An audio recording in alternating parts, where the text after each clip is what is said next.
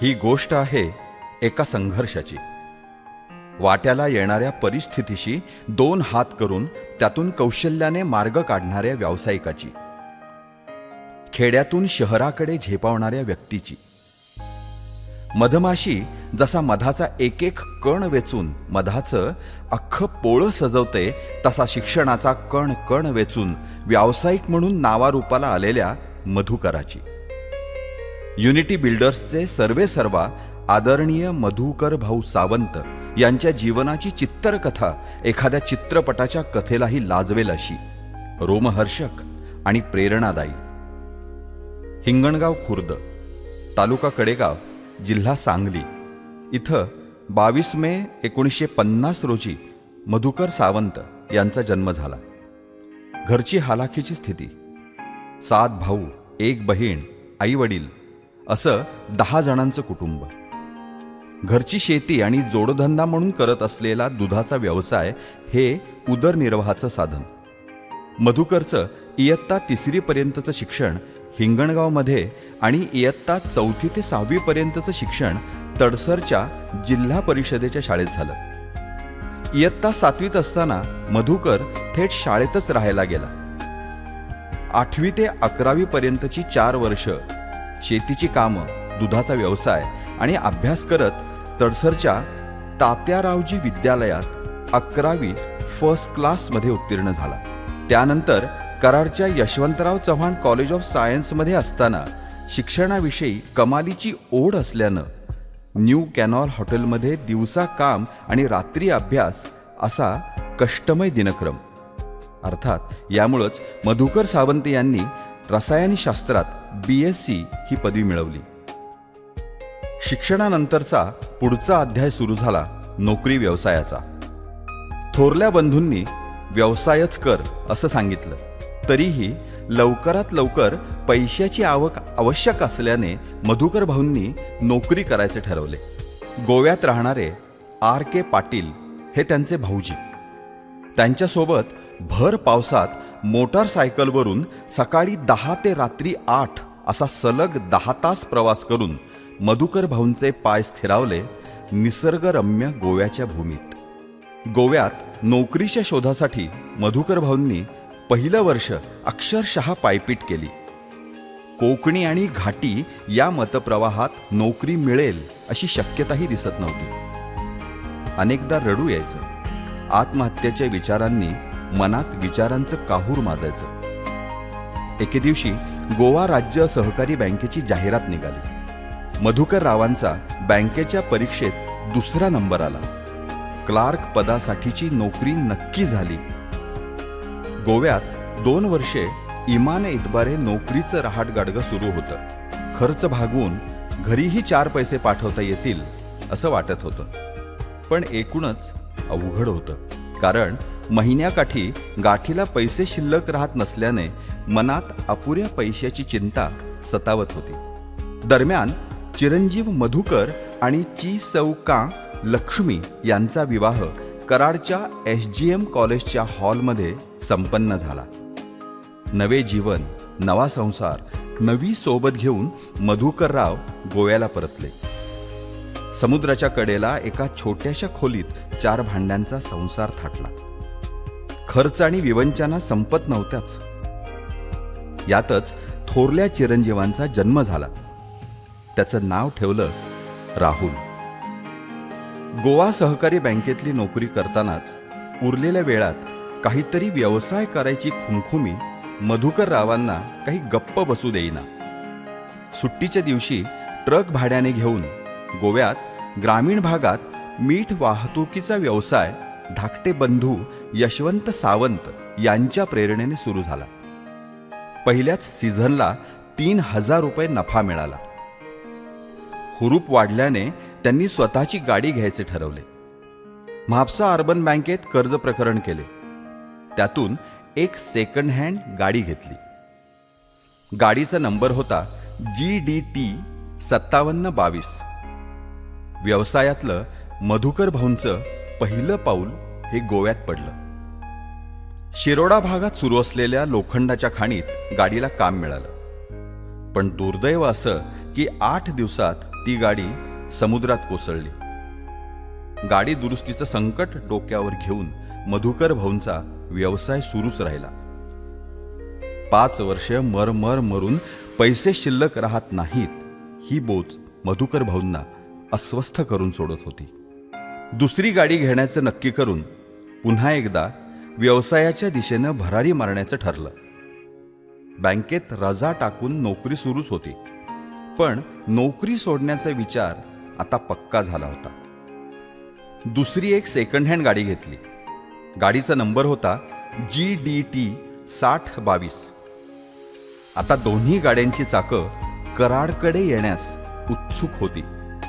सन 1980 मध्ये कराड परिसरात सावंत बंधूंचा बांधकाम साहित्य सप्लायर असा नवा व्यवसाय सुरू झाला. कृष्णा साखर कारखान्याची पाणंद रस्ते सुधारणेअंतर्गत थेट निविदा भरली. कारवे ते कोडोली आणि कारवे ते कोरेगाव अशी 2 रस्त्यांची कामं मिळाली. तो दिवस सावंत बंधूंच्या व्यावसायिक प्रवासाला वेगळं वळण देणारा ठरला.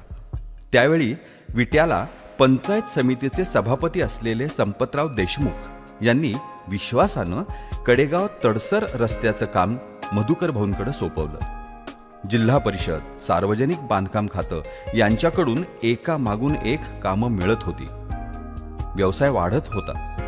यामागे कष्टही तितकेच होते, पण कामाचा दर्जा हवा असेल तर मधुकर सावंतांकडे जा असं सांगितलं जायचं.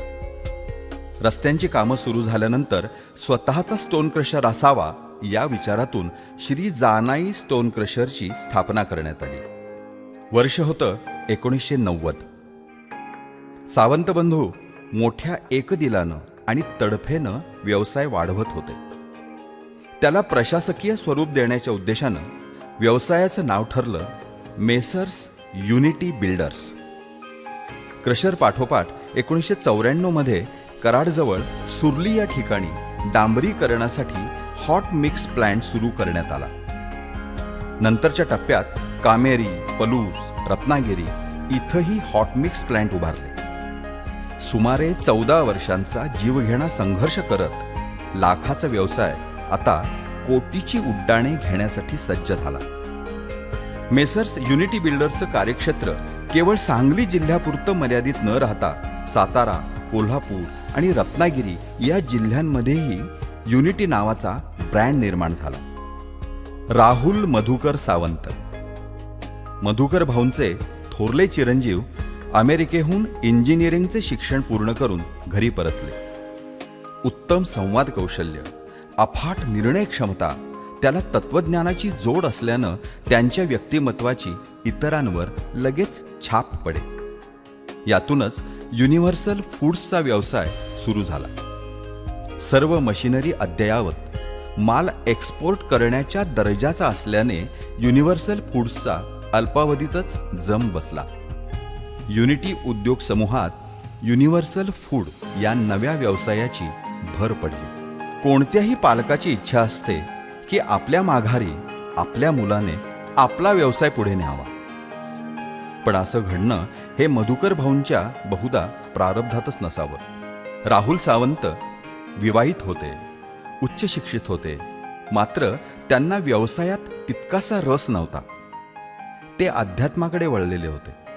लेखन, वाचन, चिंतन यात ते रममाण असत. दुर्दैवाने 5 जानेवारी 2009 रोजी अल्पशा आजाराने राहुल सावंत यांचे निधन झाले. प्राणज्योत मालवण्यापूर्वी त्यांनी इच्छा व्यक्त केली होती की त्यांनी साठवलेल्या पैशातून एक ट्रस्ट स्थापन करावा आणि त्या माध्यमातून गोरगरिबांची सेवा घडावी.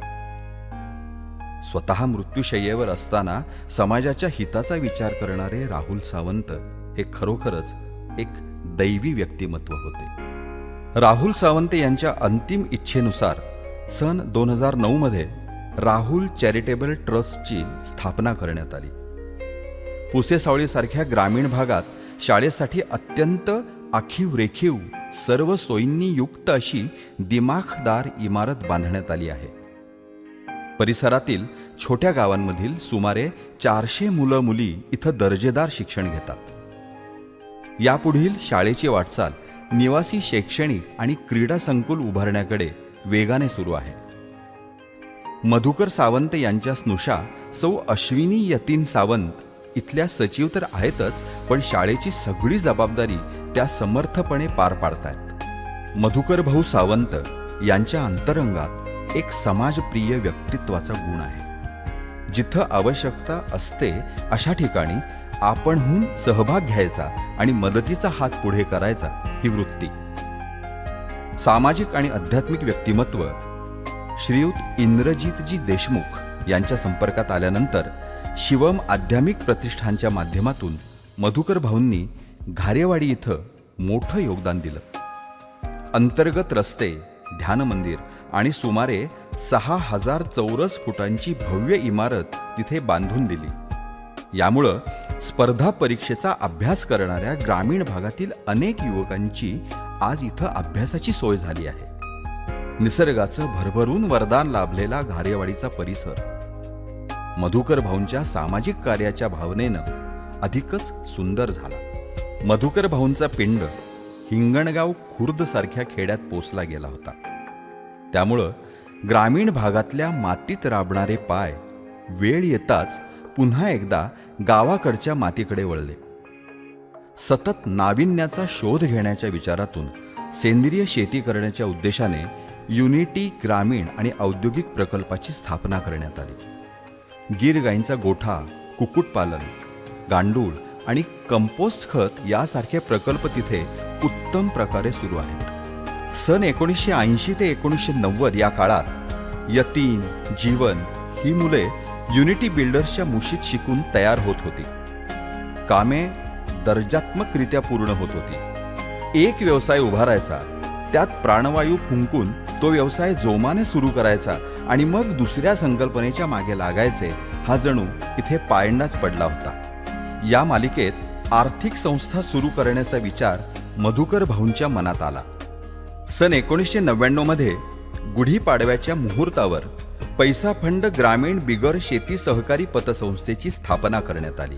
आज मितीला पैसा फंड सहकारी पतसंस्थेच्या 4 शाखा असून स्थापनेपासून संस्थेला सतत ऑडिट वर्ग अ चा दर्जा आहे. आधुनिक बँकिंगसाठी लागणाऱ्या सर्व सुविधा इथं उपलब्ध आहेत. निरपेक्ष आणि प्रामाणिक सेवेमुळं पैसा फंड सहकारी पतसंस्थेचा नावलौकिक पंचक्रोशीत टिकून आहे. दिवसेंदिवस संस्थेची प्रगती होत असून पैसा फंड संस्थेची जबाबदारी श्रीमती शीतल राहुल सावंत यांच्याकडे आहे. संस्थेच्या भल्यासाठी त्या सतत प्रयत्नशील असतात. मधुकर भाऊंनी केवळ व्यवसाय एवढेच उद्दिष्ट ठेवले नाही, तर समाजाचं हित आणि गरज लक्षात घेऊन मदतीचा हात पुढे केला. ग्रामस्थांच्या विनंतीवरून हिंगणगाव खुर्द इथं श्री सिद्धनाथ मंदिराचे बांधकामही केले.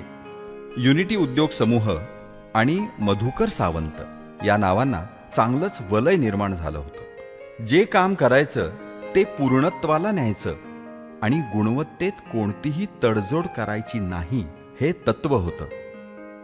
हिंगणगाव खुर्दच्या विकासाला हातभार लावणारी स्मार्ट व्हिलेज अशी नवीन संकल्पना प्रत्यक्षात आली. तालीम, जिम, सभागृह, वाचनालय असं स्मार्ट व्हिलेज आकाराला आलं. या प्रकल्पामुळं परिसराचं रूपच पालटलं. गावातल्या रस्त्यांचं डांबरीकरण, वृक्ष लागवड यामुळं युनिटीच्या रूपानं इथं सकारात्मक ऊर्जेचा साक्षात्कार पाहायला मिळतो. नुकताच सन 2023-24चा 10 लाख रुपयांचा स्मार्ट ग्राम पुरस्कार या प्रकल्पाला मिळाला आहे. युनिटी बिल्डर्सचे सर्वेसर्वा असलेले श्रीयुत मधुकर सावंत तथा सर्वांचे भाऊ आज वयाची 75 पार करत आहेत. एकासाठी सर्व आणि सर्वांसाठी एक या न्यायानं येणाऱ्या परिस्थितीशी ते झुंजत राहिले. युनिटीचा व्यवहार आता नवी पिढी चांगल्या प्रकारे हाताळते. तरीही वयाचं कुंपण न बाळगता अन्य संस्थांची जबाबदारी मधुकर भाऊ तितक्याच उत्साहानं आणि कल्पकतेनं पाहतात. त्यांना प्रत्येक प्रसंगात तितक्याच तोलामोलाची साथ त्यांच्या अर्धांगिनी सौभाग्यवती लक्ष्मी मधुकर सावंत यांनी दिली आहे. त्यांच्या नावाचा उल्लेख केल्याशिवाय हा कार्यपट अपूर्णच राहील. आता हे उभयता मुलं आणि नातवंड यांच्यासोबत गजानन हाऊसिंग सोसायटीमधल्या दीपस्तंभ या बंगल्यात राहत आहेत. सूर्यास्तापूर्वी शाकाहारी भोजन आणि योगासने हा मधुकर भाऊंचा नित्यनेम त्यांच्या अंगवळणी पडलाय. कधी गोव्याच्या, कधी सोर्लीच्या, तर कधी हिंगणगाव खुर्दच्या स्वप्न सावल्या त्यांची सोबत करतात. या प्रशस्त बंगल्यात हा मानवी दीपस्तंभ समाधानाचे क्षण अनुभवतोय. त्या दीपस्तंभाचं नाव मधुकर गोविंद सावंत.